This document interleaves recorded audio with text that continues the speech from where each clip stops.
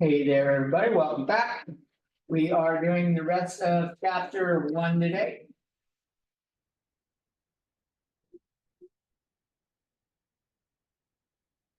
Rest of chapter 1.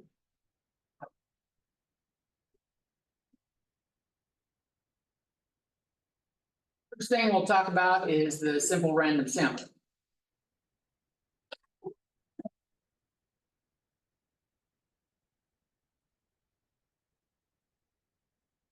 When you're doing statistical experimentation, you must be random in your selection.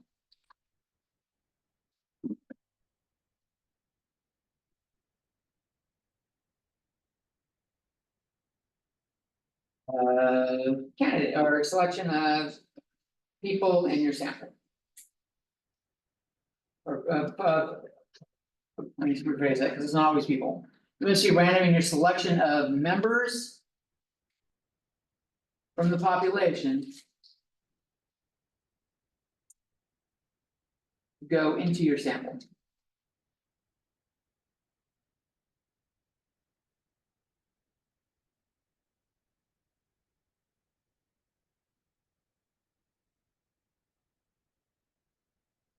Now. If you have any list of names, this is really easy.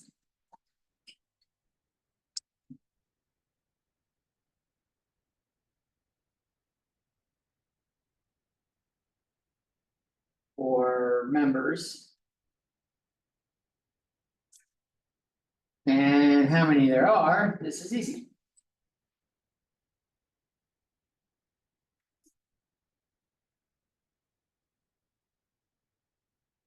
Use a random number generator.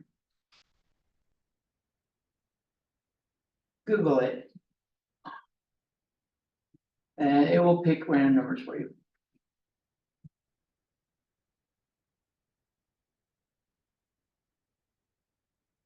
Now, this isn't what the book is gonna tell you to do, and this is not like the homework, they're gonna give you a stupid problem, I'll show you how to do the problem. They'll be like, if there's 1,000 names, this is the book's approach.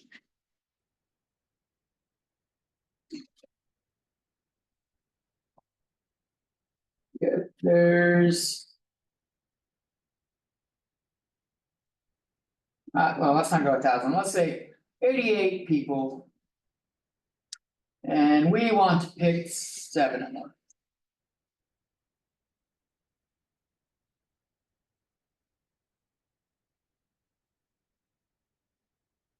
We'll do some shit like this, and I'm gonna make a list, a row of a table of numbers. Like such. Like. Okay, I'll use 1, 2, 3, 4, 5. Then I'll be like, pick randomly.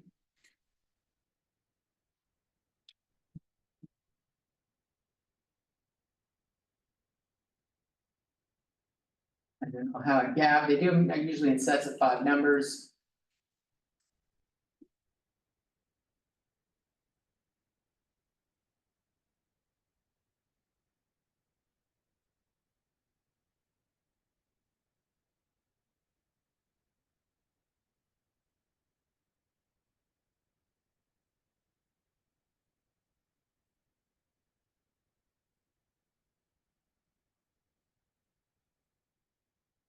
They'll do shit like this. Starting at. Row. I don't know, let's go row 2. Column 4. Pick members.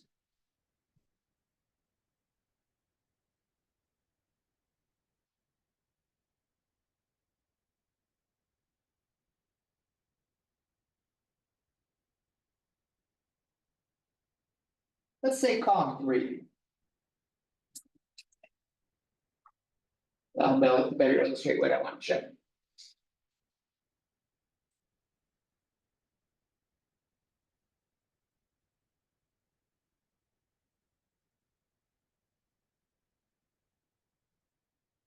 When you say that, does it mean?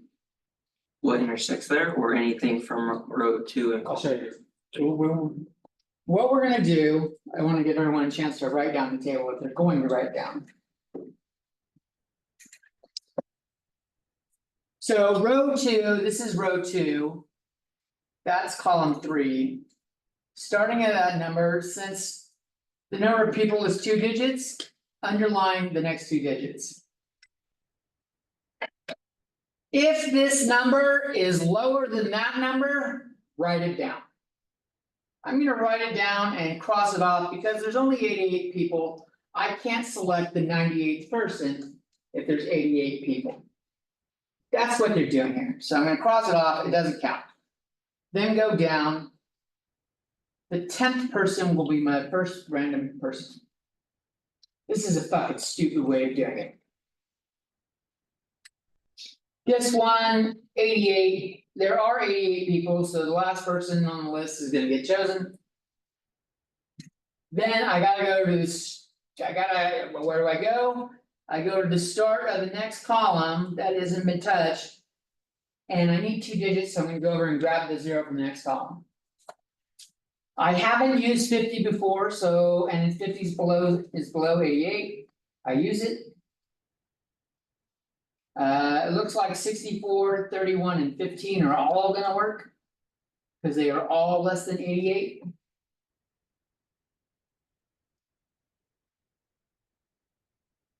I get another 98 going to the next columns, I gotta cross that one out because it's too large. And 1, 2, 3, 4, 5, 6, 7, I need a 7th number, the next number is 11. That's not how they're gonna have me do a problem. Okay.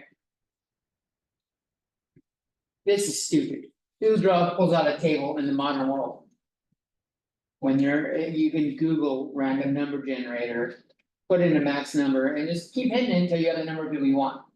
Now, if you get a repeat.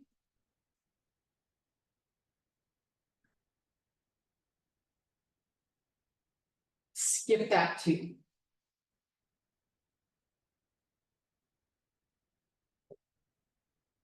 So I'm gonna retroactively go back and change this list and make that a 0 right there. So that this would have been a 10. I already have a 10. I can't pick the same person twice, so I'll cross off the 10 and pick the next person. 29.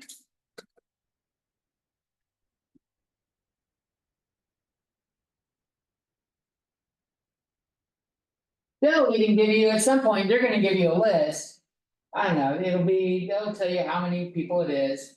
They'll say we needed to pick 8 people, this was the numbers that the random number generator gave you. Which ones work? And you're inclined to just put them all in, but they're gonna give you like 1 or 2 more than the actual number that you needed, and there's a good chance they're gonna have a repeat on there. So make sure you don't do the repeats. And just do the maximum number that you need to draw for the number of people you pick. Another way that they'll recommend doing it is if they don't do this stupid number chart thing. Another way that works well is just pick a number randomly for the first person.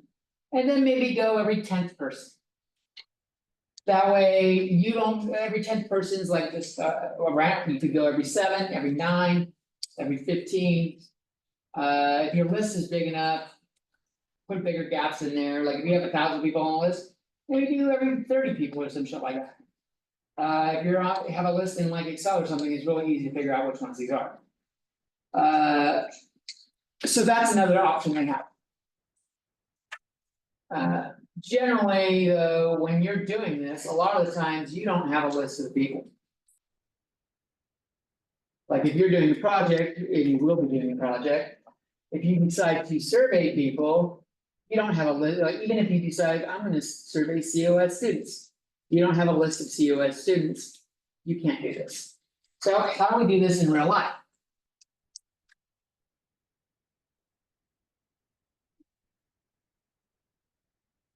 Everybody ready for the next page before I continue? Right.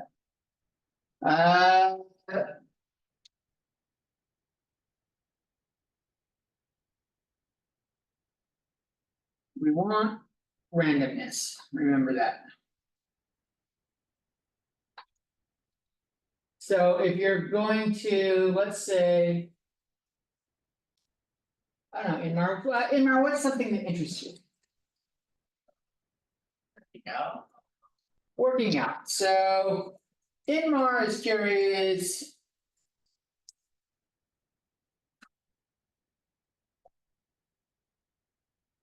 The people working out.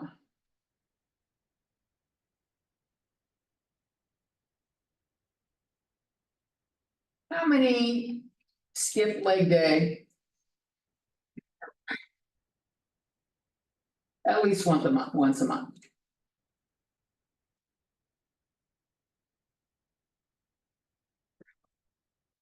Everybody skips leg day. At some point. I skip it all the time.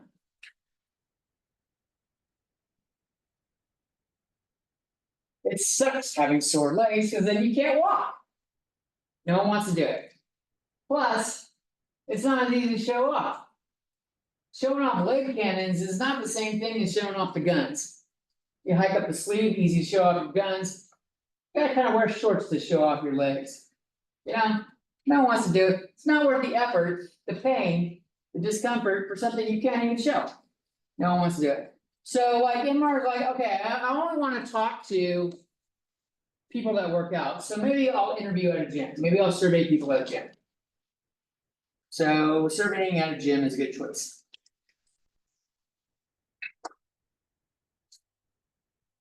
Seems logical. And it is.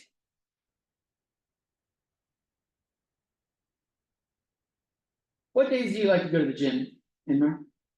I try to go at least 4 to 6 times, 4 to 6 days a week. So, Wow. What day do you not go? Sundays. You don't go on Sundays. Is there other days like you don't go? Sometimes I don't go today because I have, guys, right after class, I have to go to work, so. Okay. So he'll skip. He skips Thursdays and Sundays because it's not convenient.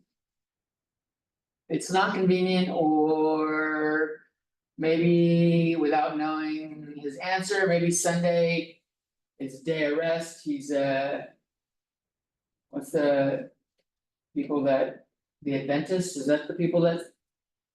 No, most people don't do it on Sunday, Saturday is Adventist. It's not convenient, or maybe religious regions, maybe religious regions. Reasons. Fuck, I can't speak. Etc.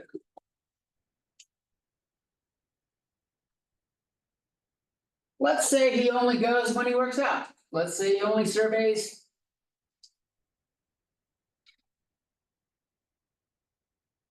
Does his survey when he works out.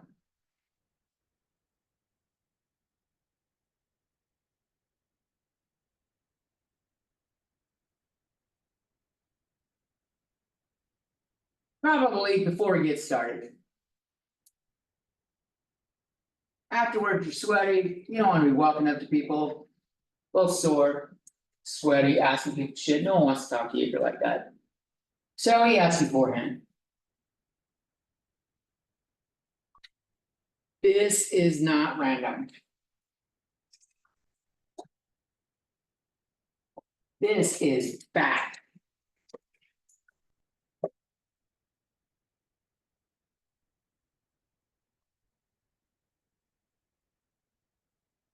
So for example, he's excluded people that only go on Thursdays and Sundays. He has no chance of ever having them in the population that he sampled from. And while he's working out.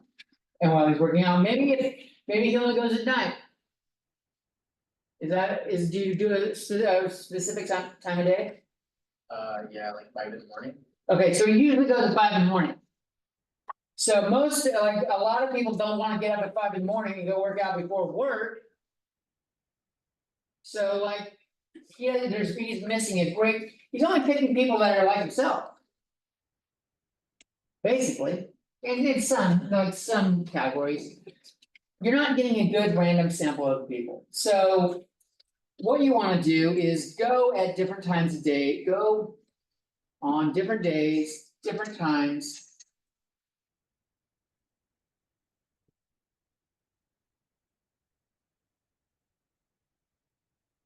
And maybe choose a few different gyms.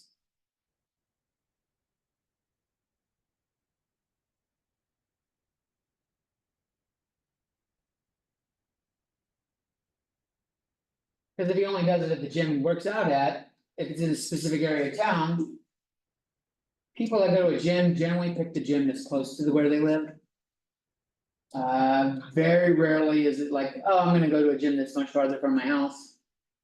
And if it is, it's because they offer something no other gym has. I don't know of many like that, one of them. Shit, there's a gym near Korea Delta. Yeah, Wait, the hospital. yeah, like there's, I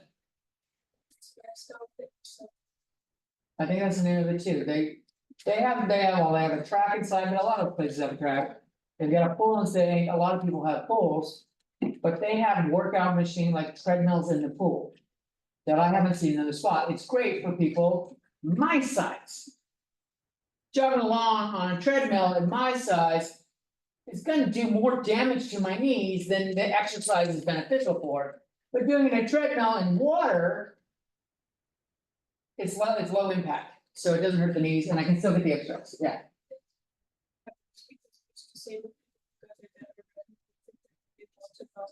Right, exactly, and part of that is the different types of things they have for disabled people or people that have health conditions. So they offer stuff like that. When my wife and I were going to the gym before the pandemic, we canceled during the pandemic and we haven't conveniently restarted. We chose to do that even though we live in Tulare and that's over near, like. What is it, Demery and, no. I know, it's over near the freeway near, I think it's on Acres. Acres is the right name of the street, and like, it's like on Acres and like a little bit past Tulare Street. I don't know the next one over Noble, no, that's not right. I don't know, it's, yeah, it's on Acres near the freeway. So, there's a reason to try different gyms, so this was obviously a conversion, give you time to write shit down. This allows us to be a little bit more random, we're not just picking things that are a matter of convenience for us. Because when you pick things that are convenient for you, you're only getting a certain set of the population. When I do my project later on, like I told you I was gonna do about the FOSTA thing, I'm gonna be lazy and I'm gonna do it the wrong way. I'm gonna pick from only my students. This is terrible. Cause it's only people that, well, actually, I teach on both Tulare campus and Visalia campus, and I teach in the mornings and evenings. I am getting somewhat of a sample, and it's from all ranges of classes. Like Calc 2 over there and statistics here, there's a range of topics, I don't know. But picking from people, it's also picking from people that maybe look me up on my professor. I have a different set, yes, I'll bring it. Would it be the same thing for that, because we're only getting the sample from gyms, not from people who work out at home? Good point. So. He may want to, it's hard to get the sample from at home though. Without asking too many people, like standing there and asking him, do you work out? And then they say, no, I don't work out. Like he might have to, sometimes the time and effort isn't worth it. But he probably should, It's more of an inconvenience. it is an inconvenience. Cause the problem with that is there's actually a large population that don't work out like considered like going like a home gym or a gym. Their idea of exercise is they have active jobs and stuff like that. If you're on your feet all day, you know, construction work, you don't wanna go fucking work out. I assume. But yeah, you're right. So try to avoid that. And don't pick. Like as soon as you're done with one survey, pick the next person. Don't. Because you're also getting only people that are in that time range. Try to do like every fifth person you see, or every, you know, seventh person you see. Skip Well, it might take you a little bit of time to ask the people as you're asking questions. Maybe as soon as you're done with one survey, wait for 3 more people, cause more people have passed you in the meantime. Ask them. That's the kind of idea that we're looking for. The problem with doing some of this stuff is they're called biases. So biases that we want to avoid. A bias is a favoring or inclination towards one group or individual. Let's say towards one choice.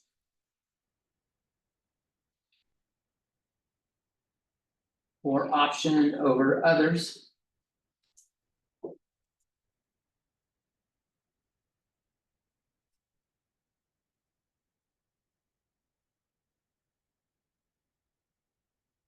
And these skew results.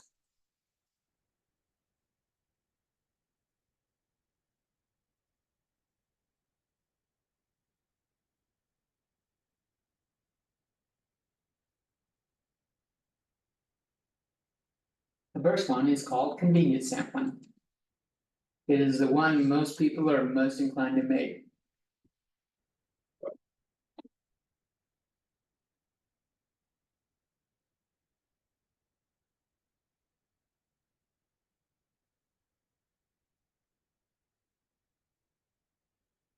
Sampling, because it's convenient, creates a bias.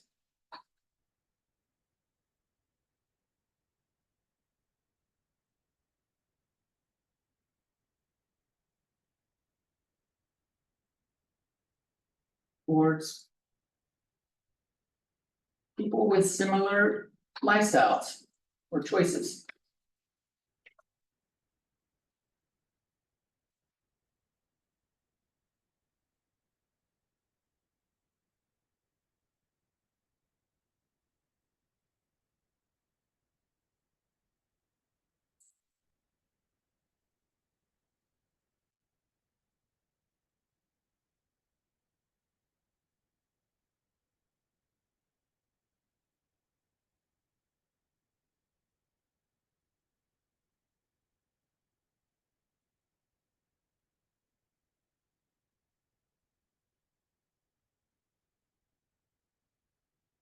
Under coverage is another form of bias and it happens a lot. It's happening right now.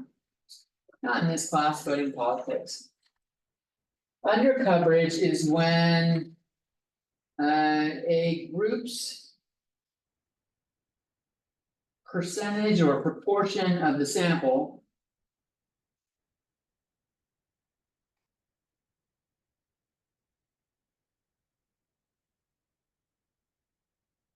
is lower than their percentage of the population.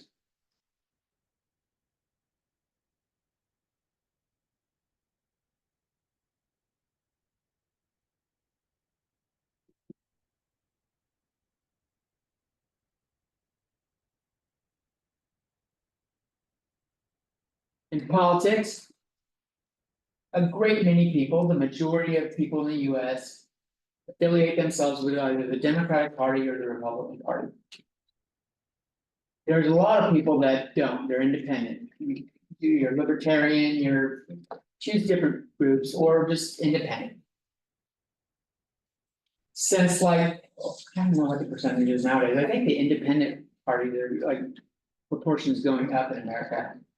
But still, like, I'm gonna guess at least 80% is Democrat or Republican. There's a good chance, I know Libertarian Party is like less than 5%. There's a good chance when you pick 100 people, you're not gonna get any libertarians. There's just, they're not that often, they don't occur that often. Groups that have small percentages are easy to not get selected. And so like, you may not have any libertarians in a poll, they're not influencing the outcome of the poll. It's kind of hard to avoid. But it is a bias and it's worth noting. Another one is called the non-response bias.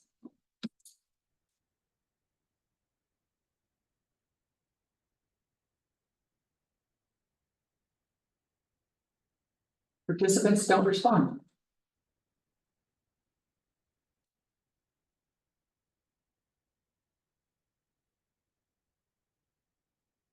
How many people hang up on surveys on the phone? If you didn't raise your hands because you were busy writing. Everybody has hung up on a fucking phone survey. We get it all the time, we don't wanna participate, so they have to ask a lot of people. They gotta like make a lot of calls to get few results. This can be minimized by incentivizing it.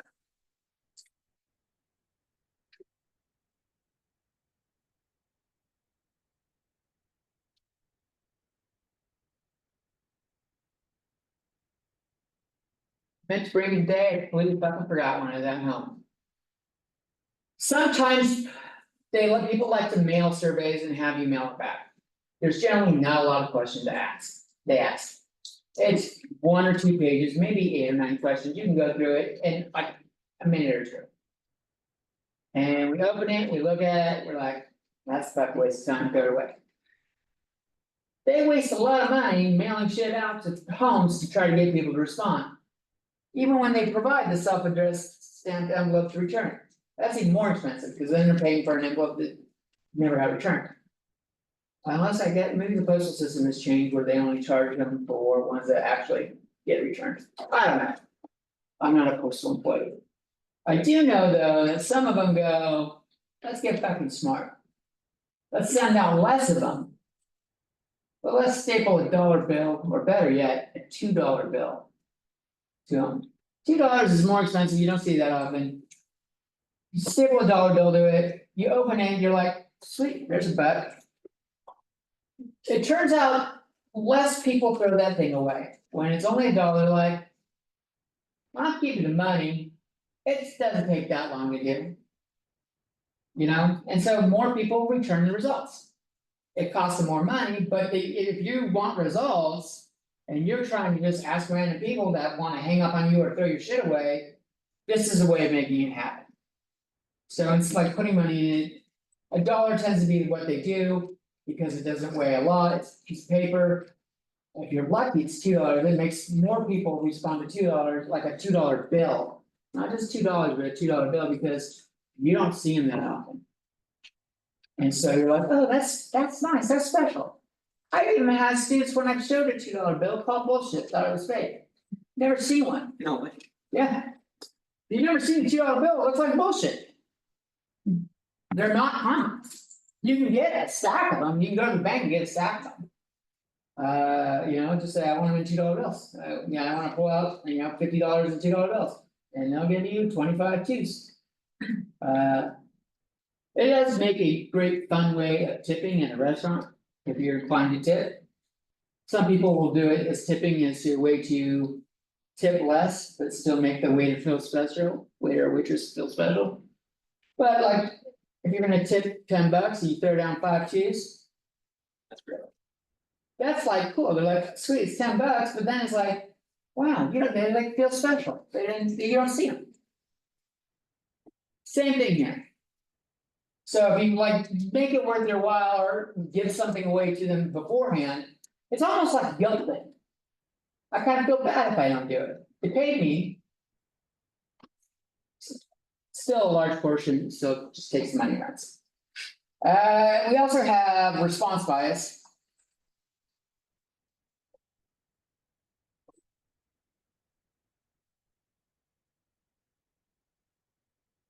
This can be where. The interviewer has. A vested interest in the results.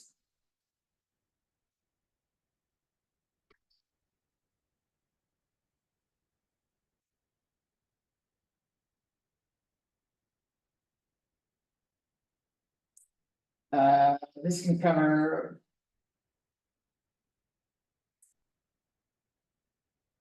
Flat out lying. Or omission.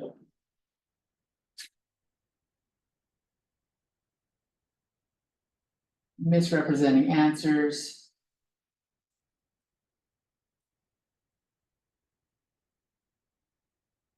Shit like that. I don't remember how many years ago, but I got a survey every once in a while. I'll be like. When I'm watching TV with my wife, she'll like. It always happens, like on like a 45-minute show, she'll wait until there's like fucking 10 minutes left. She'll be like, I need to go use the bathroom, and she goes and uses the bathroom, and she come back, she decides she's gonna fucking put the dishes in the fucking dishwasher. And bathroom break turns into like 10 minutes, I've learned over 20 years, she says going to the bathroom, find something else to do for a little while. If the survey calls right then, they're lucky, I'll answer your questions. This happened, I don't know, 5 or 6 years ago. Fracking was a big controversial topic. And the person called and asked me if I had time to answer questions, and it ended up being about fracking. And the results I were given, like, how do you feel about fracking? And they gave me a list, it wasn't like I can just say what I wanted, they gave me a list of options. I hate it. I dislike it. I am uncomfortable with it, like they were all like negative results. The best result in favor of fracking was like, I'm indifferent. And after a little while, I wasn't like, I can't answer that, cause like. First off, I don't know enough about fracking, I didn't know enough about fracking at the time to give I like to give educated opinions, not just how I fucking feel, you don't know what you're talking about. You can affect things. But eventually I realized after a few questions, like, I'm kind of done with this survey. You have no intentions of using this for anything appropriate. Your entire results are gonna be everyone doesn't like fracking. Because you never gave me the option of anything else. So I have that, is one of the few I've hung up on. It was a dishonest, inappropriate survey. Don't do it.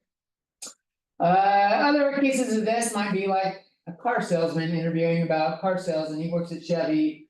And he's like leading people to Chevy over like Ford or other shit like that.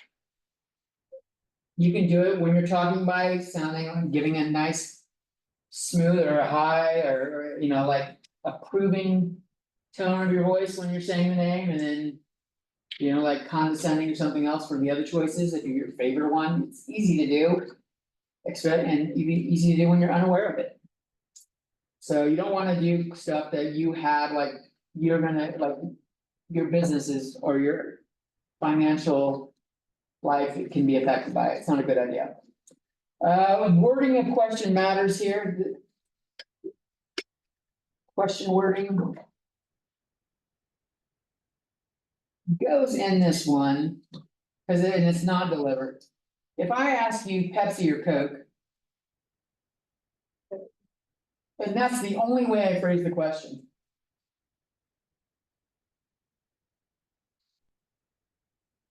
It turns out. Or maybe let's add another one. What's another cola that's. That's not really a cola. RC. Let's go RC. Coke, Pepsi, Coke, Pepsi, Coke, or RC? People that don't like cola, I'm deliberately using the word cola because it's a specific flavor of soda. They tend to pick the one. If they don't have a choice, they'll pick often the first one. Some people pick the last one. But if there's a choice like this one, not everyone recognizes RC. I bet we get more people that say Pepsi than we would get if we just said, what type of soda do you like? So a way of dealing with this without asking like a fill in the blank question is rotate the options. Ask the next person Coke, or let's do RC, Coke, or Pepsi. Nope. Let's do Coke, RC, or Pepsi. And then finally, we'll do Coke at the end and RC first. RC, Pepsi, or Coke. Like rotate the way you're asking people. That way, it eliminates that I don't give a fuck response. Bias towards picking the first one. It's usually the first one. If the list is long enough, they don't remember the first one, they pick the last one. That's usually when the last one gets picked, you give too many fucking options, like. I don't remember, I don't wanna ask again, that's the one I remember. It was the last one you said. So rotate the questions to avoid that kind of bias.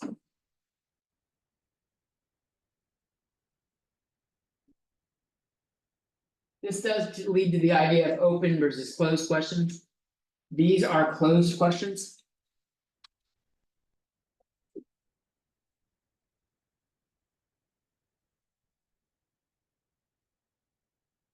Well, what if they like Shasta? Or some, like. What's the Walmart soda name? Walmart generic brand, Great Value?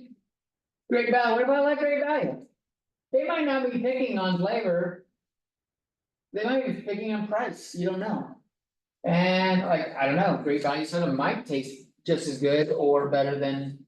Others, my wife recently tried, it was called Big K. Big K soda, Kroger's. Right, just supermarket sell it, and Foodsco is a Kroger's one. She saw it was on sale, she's like, fuck it, we'll get a 12-pack and try it. She likes regular soda, and she's like, this is just as good as Pepsi or Coke. Which I disagree, Pepsi is much better than Coke, I'm not a Coke person. I'll drink it if you put like cherry in it, some shit like They're that. exactly. The other option is open questions.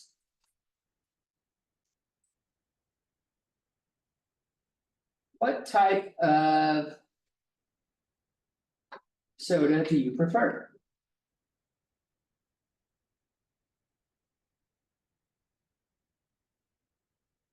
If any.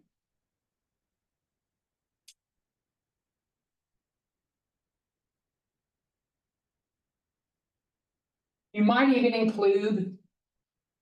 Say none. For no preference.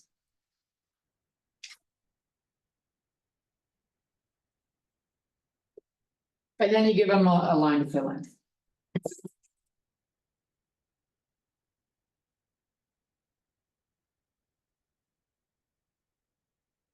Here, you are not guiding the response at all, you are not giving them options. They can go with the one that pops in their head. And if they don't like soda, they can say none. The problem with open questions is. How many different fucking types of carbonated things of soda are there? We got your lemon lime flavors like 7-Up and Sprite and shit like that. You've got your Dr. Pepper like ones. Mr. Pibb. It's like Dr. Pepper. You've got your Coke like ones, Pepsi Coke. Stuff like that.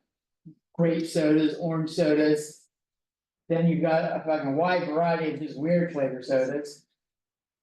You can get out of 100 people, 80 different answers usually. If for the right question, people are gonna, maybe I like Diet Pepsi and I like Pepsi Zero. They're both like 0-calorie Pepsi, but like, so maybe like. You gotta pick and choose your battles, what you're gonna do. If you're gonna do it, when you do it, you can have the option of deciding, well, then maybe I'll group all the diet sodas together. Maybe I'll group all the lemon lime flavored sodas together when I'm done with the results. But let them pick without guiding the answer. Or you may just go, well, let's just run with it and see what we get. Yeah, We like the most common, like, the flavors and should say powder. Option C. that's a great way of trying to get a balance of it. Listing the common ones. Maybe not even brand names, just like saying cola, lemon lime, grape, orange, other. None. Then you at least get like the category, but if you're like, I wanna know if Pepsi's more common than Coke. You kinda want that brand name in there, so depending on what you're surveying for. Affects how you view it, but keep that kind of stuff in mind when you're doing questions. Open questions are better, but can lead to a shitload of results that are all over the place. But you get more honest answers. Then you have data entry errors. I don't even know what category this goes in, maybe this is response bias. Data entry. Errors. I had an online survey that I did a couple years ago that I frequently use in class when I'm doing survey stuff. And I had someone that was, I had an 81-year-old. Respond to a survey online.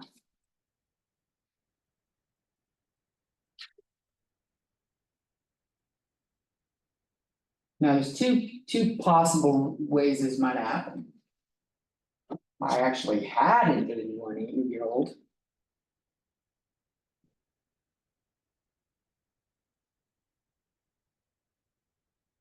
Or an 18-year-old typed the numbers backwards.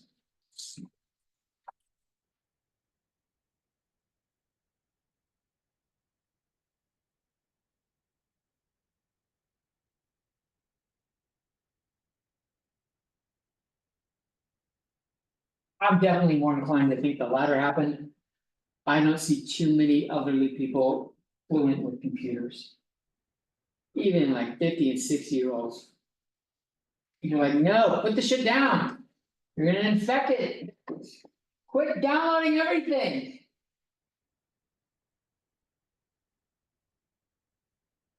I don't know if it was a typo or what, but it could have been an error. It does happen.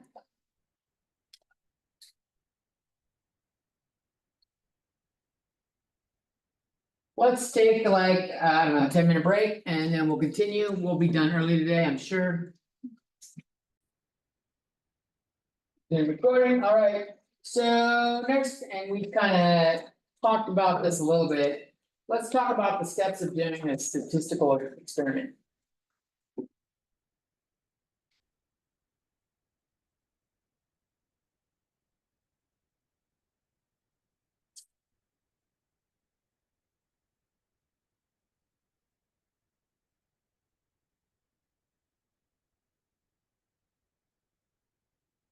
One. Identify the problem or question to be answered.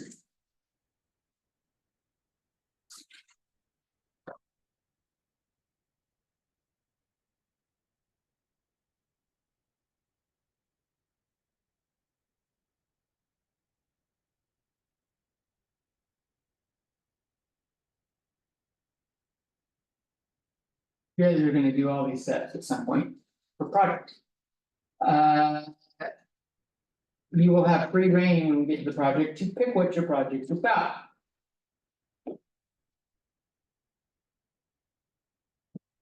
But picking the problem or question to be answered, often this helps in choosing the appropriate population.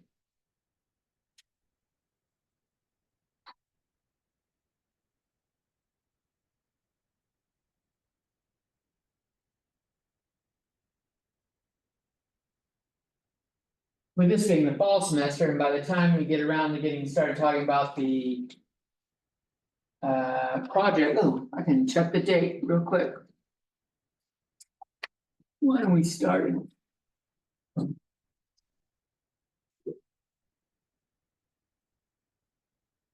have you guys start talking about the project mid-October, October 17th. By that time, holidays are coming up, a lot of questions in the fall, people tend to pick center around. The holidays that are coming up, some people do Halloween, some people do Thanksgiving, some people do Christmas, but you don't have to. Pick on whatever you want. If anybody wants to talk about Leg Day, we find other people that want to talk about Leg Day. You guys can, or what, any other exercise related topic. You can make something out of it. Next step, identify factors that affect the outcome.